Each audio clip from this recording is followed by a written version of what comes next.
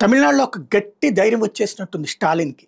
ఎందుకంటే తన తర్వాతన జెన్‌జీ భావజాలం అంటే ఈ 1990ల తర్వాత పుట్టినటువంటోళ్ళు ఈ 2010 లోపు ఉన్నటువంటి జెన్‌జీ తరం ఎవరైతే ఉన్నారో ఆ తరానికి కూడా అక్కడ విషాన్ని అలవాటు చేసినట్టున్నారు.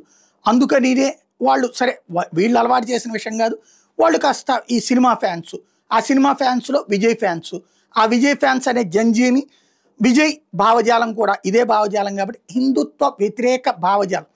ఒక భారతదేశంలోనే అత్యంత పెద్ద ఆలయాలు ఉండే ఏకైక రాష్ట్రం తమిళనాడు.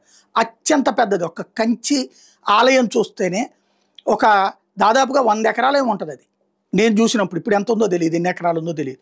విశాలంగా ఉంటుంది, అద్భుతంగా ఉంటుంది అట్లాంటి ఆలయాలు, అక్కడ ఉన్నటువంటి ఆలయాలు. బట్ అక్కడ సేవలు అందేటటువంటి తక్కువగా అందుతుంటాయి. ఒక తిరుమల తిరుపతి దేవస్థానం లాగా తమిళనాడులో ఉన్నటువంటి ఆలయాల్లో ఎందుకు క్రౌడ్ ఉండదు? కంచి కావచ్చు, మధుర కావచ్చు, ఇదే మధుర అంటే సరే అటుంది, కంచితో పాటుగా అక్కడ ఉన్నటువంటి అనేక ఆలయాలకు సంబంధించిన దాంట్లో ఎందుకు ఆ స్థాయిలో ఎదగలేదంటే కారణం ఏంటంటే వాళ్ళకి మన అదృష్టం బాగుంది. కానీ ఆ రోజున తిరుపతి కావాలా చెన్నై కావాలన్నప్పుడు మనం తిరుపతి ఎంచుకున్నాం, చెన్నైని వదిలేసాం. తిరుపతి ఎంచుకుని మనం ఒక రకంగా అదృష్టవంతులు అయ్యాం. తిరుపతి కనుక తమిళనాడుకి వెళ్ళి ఉంటే దాన్ని కూడా నాశనం చేసేవాడు. కేరళలో ఇప్పుడు కనుక అయ్యప్ప స్వాముల దగ్గరికి వెళ్తుంటే అక్కడ సదుపాయాలు ఎట్టుంటాయి, మన తిరుపతిలో సదుపాయాలు ఎట్టుంటాయి, అక్కడ సదుపాయాలు ఎట్టుంటాయి. కాబట్టి ఏంటనేది తేడా అర్థమైపోతుంది. ఇప్పుడు అక్కడ మరొక విధ్వంసకర పాత్ర పోషిస్తున్నారు, రెచ్చగొడుతున్నారు యువతరాన్ని. ప్రత్యేకించి అంటే హిందువుల్ని రెచ్చగొడుతున్నారు. అందులో భాగంగా సాధారణంగా దసరా శరన్నవరాత్రోత్సవాల సందర్భంగా రావణ దహనం చేస్తారు నార్త్ ఇండియాలో కానీ తమిళనాడులో కూడా.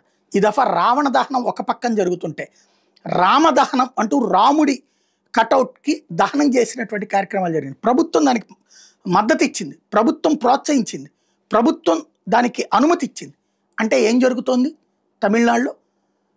హిందువులు ఒక్కళ్ళు నోరు పెదపల. అదే గనక ఒక ముస్లింలకు సంబంధించినటువంటి దేవుడిది అయ్యి ఉంటే ఈ పాటికి ప్రపంచవ్యాప్తంగా విధ్వంసం జరిగి ఉండేది, ఇక్కడే అల్లకల్లోలం జరిగి ఉండేది. అదే క్రిస్టియన్స్ అయితే 85 దేశాలు స్పందించి 83 దేశాలు స్పందించాయి. హిందువులు దానికి వచ్చేటప్పటికి తప్పేం లేదని వాదించే వాళ్ళు మన మధ్యనే ఉంటున్నటువంటి వాళ్ళు ఉన్నారు. ఏమనాలి దీన్ని?